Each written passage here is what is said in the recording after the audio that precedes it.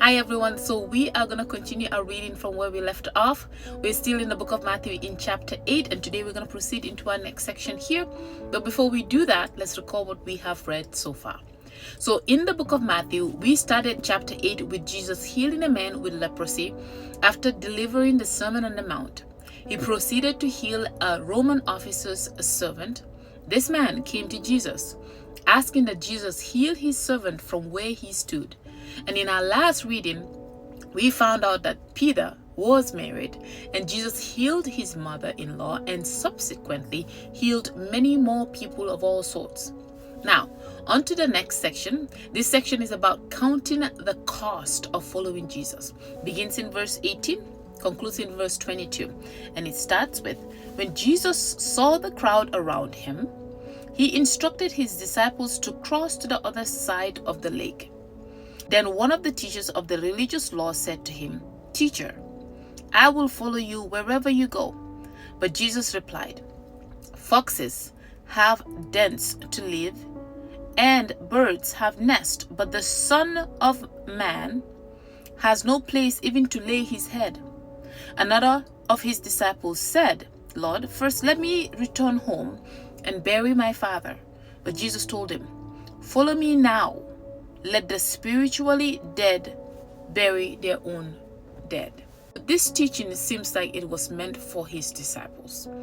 The one he taught, the ones he guided and led as their rabbi, which means teacher.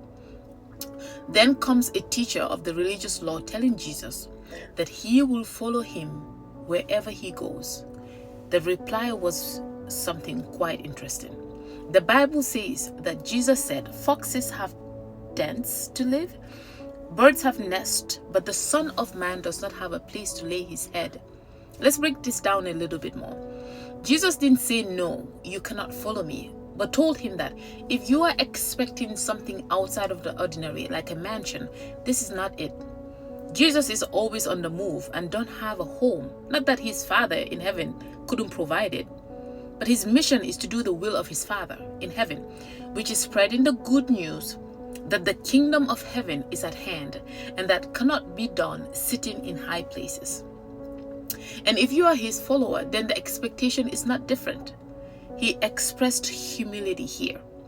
Now, he described himself as the Son of Man, which I believe dates back to the book of Daniel in the Old Testament.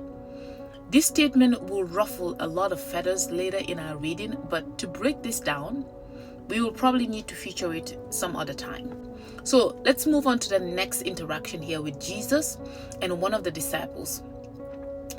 Didn't highlight who was the disciple, but the person asked Jesus that before he can follow him, he needs to go home and bury his father. He's saying that I will follow you, but my burdens are too much, and I need to get that figured out first before I can follow you. I don't believe there was anything wrong with what he asked, but he asked that this can wait. This is not important. It can wait.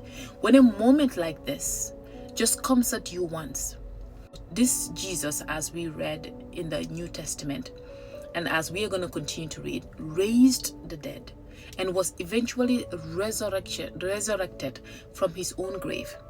He's saying, if you cannot put me first, then you cannot follow me. Jesus is not trying to win hearts. He's not trying to appease you. His mission was simple.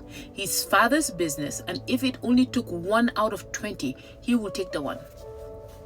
So following him means you start counting the cost, and it's quite costly if you ask me. If God comes down today and says, "Follow me," are you giving him excuses, or are you going to give him your yes? The inspiration behind all of creation is Jesus. So today I want to leave you with that, and I'm excited to move on to the next section here. But I think that there's quite a lot of key emphasis here that allows you to kind of sit back and think about, what does this mean? And try to understand it from a perspective that allows you more insight. But I'm going to leave you with that, and we will proceed with our reading the next time we meet. All right, bye.